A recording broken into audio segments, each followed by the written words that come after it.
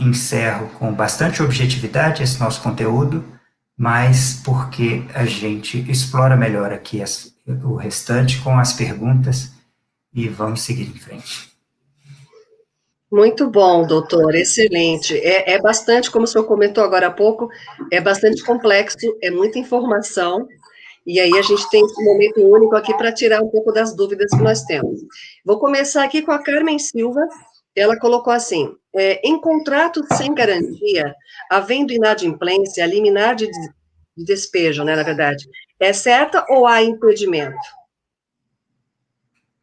Por exemplo, algum casal de idoso, deficiente físico, casal com criança, isso pode trazer algum impedimento para essa liminar de despejo?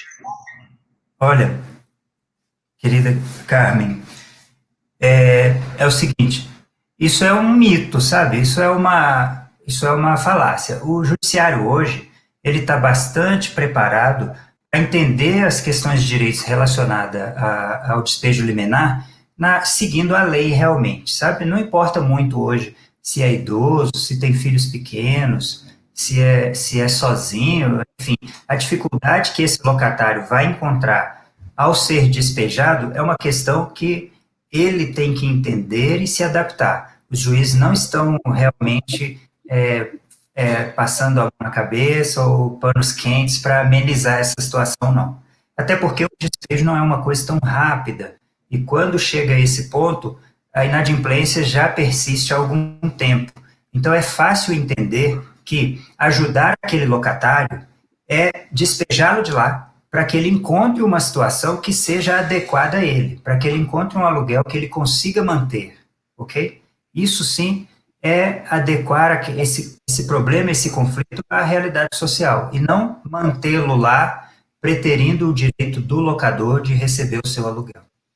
Perfeito, doutor. O senhor comentou que existe o que não é tão breve, essa liminar de despejo. Em média, quanto tempo isso decorre ou depende de cada caso?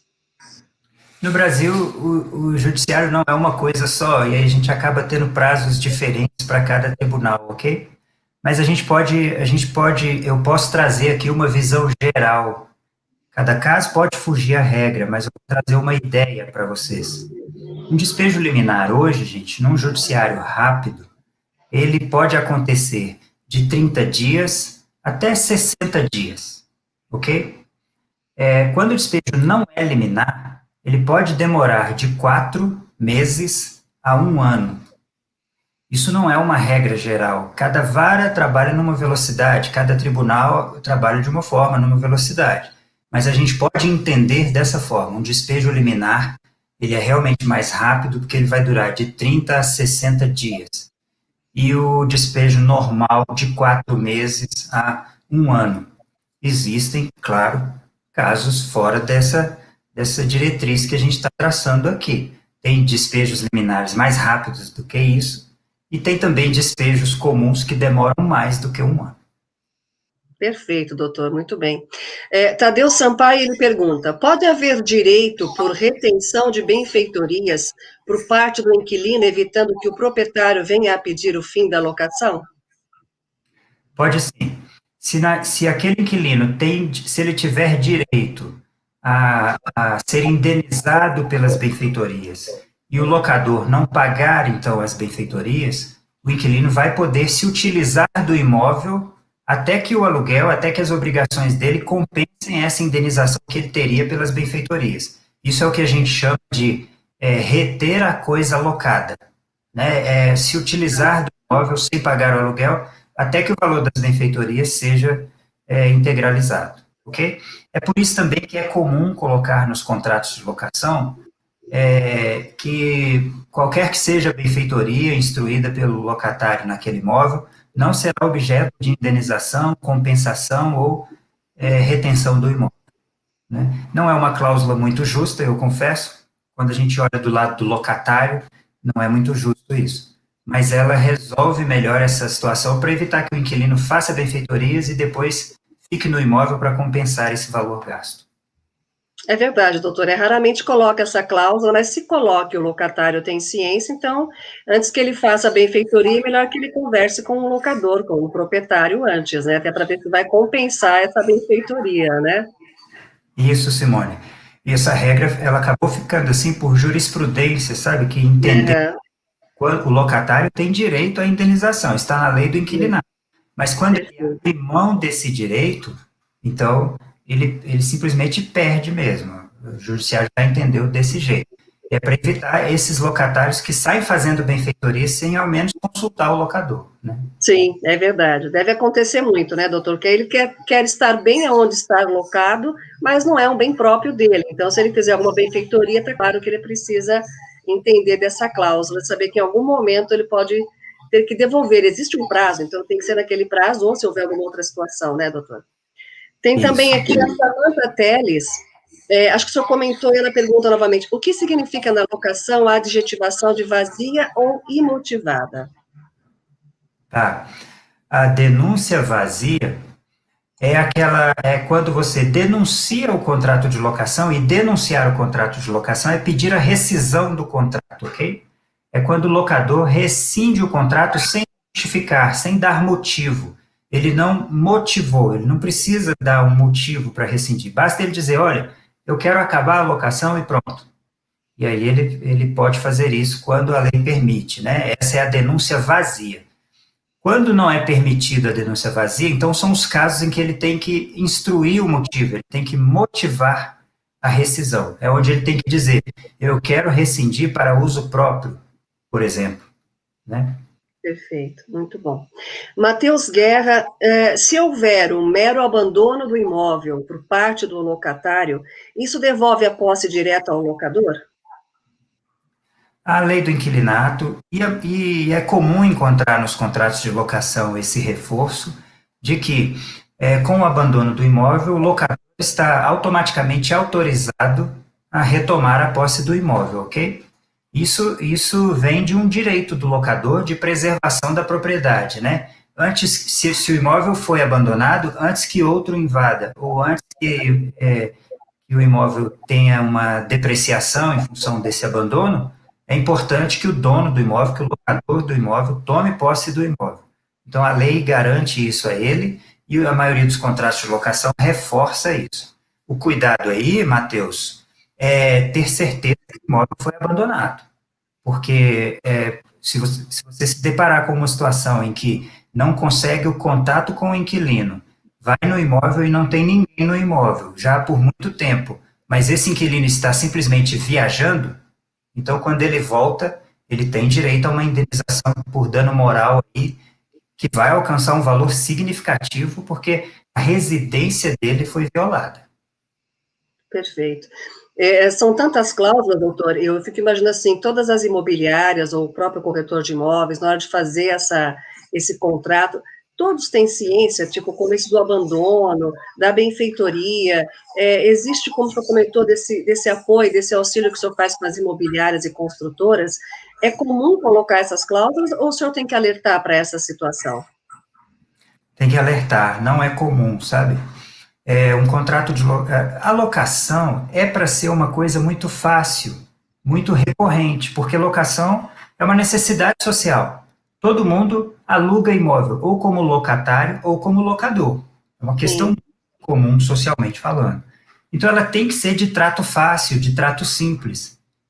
A lei inquilinária, ela só tem palavras fáceis, não tem nenhuma dificuldade. Porém, também por ser uma coisa muito comum, Simone, a diversidade de casos concretos é tamanha. E aí a lei em si é uma lei que se propôs a ser uma lei simples, não consegue abarcar essa diversidade de casos que pode acontecer, uma vez que todo mundo participa da locação de alguma forma, né? Todo cidadão participa da locação de alguma forma.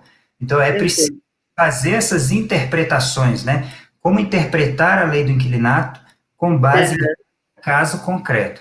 Então, se exige interpretação, não é uma coisa que vai estar dentro das imobiliárias ali, a pronto atendimento, né, para os corretores de imóveis ou no conhecimento pleno ou fácil ali do locador e do locatário.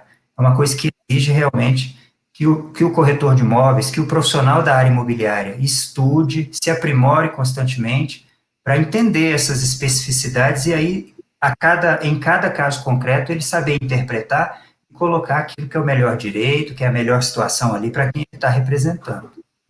É um diferencial muito grande ter toda essa noção, esse conhecimento, né, doutor? É muito importante mesmo. Doutor Sim. Delamore, tem também aqui a Sara Lima, a pergunta dela acho que completa um pouquinho a do Matheus, porque ela fala, mesmo sendo um proprietário do imóvel, o locador pode virar réu em uma ação de reintegração movida pelo locatário, caso retome o imóvel sem a sua devida devolução? Assim, a ação de despejo é uma ação que, em regra geral, como ela pede uma finalidade específica, né, uma motivação específica, é muito difícil que esse locador vire réu se ele estiver agindo de boa fé, ok? Então, a rescisão da locação dá direito ao locador de retomar o imóvel e ele fundamenta isso na ação e dificilmente ele vai se tornar réu. Agora, é preciso, quando eu digo que uma ação de despejo é uma questão muito simples de lidar, é preciso estar atento às especificidades, porque se não se utilizar da boa técnica, aí sim você pode reverter esse efeito e ter o locador como réu numa ação em que a retomada foi injusta ou despropositada, ok? É preciso ter esse cuidado, sim. Não é comum, mas se faltar a boa técnica do advogado no instruir a ação, essa situação pode se reverter. Muito bem. Doutor, eu vou seguir aqui o nosso YouTube também e Facebook, até agradecendo os nossos internautas que estão nos acompanhando aqui. Então, nós temos a Sueli Rodoviano, boa noite para todos, da corretora Sueli, do Rio de Janeiro, participando conosco. Olha que bacana aqui. Boa Tem noite. também a Caliene, a Norma Sueli também, boa noite, Norma. Caliene também está conosco aqui. Patrícia Brites, corretora Brites, boa noite a todos. Bastante público aí nos assistindo. Tem a Drono Flap em ação, a pergunta dele é, doutor, o artigo 51 da Lei 8.245/91, inciso 2, diz que a soma dos prazos seja 5 anos. Então, se ele estiver no imóvel há 2 anos, poderá renovar por mais 3 anos, é isso mesmo? Eu estou entendendo dessa pergunta, que a finalidade desse locatário é poder renovar a locação. Então, se ele tinha um contrato de 2 anos, para que ele alcance 2 anos não dá direito à renovação, teria que ser de pelo menos 5. Então, para que ele alcance esse direito de renovação, ele deve renovar por mais 3 anos, porque aí vai alcançar pelo menos 5 anos de locação ininterrupta por contrato escrito e prazo determinado. Então, se a intenção desse inquilino for poder renovar a locação de forma compulsória, é importante que, após os 2 anos, ele faça essa renovação diretamente com o locador, por mais 3 pelo menos.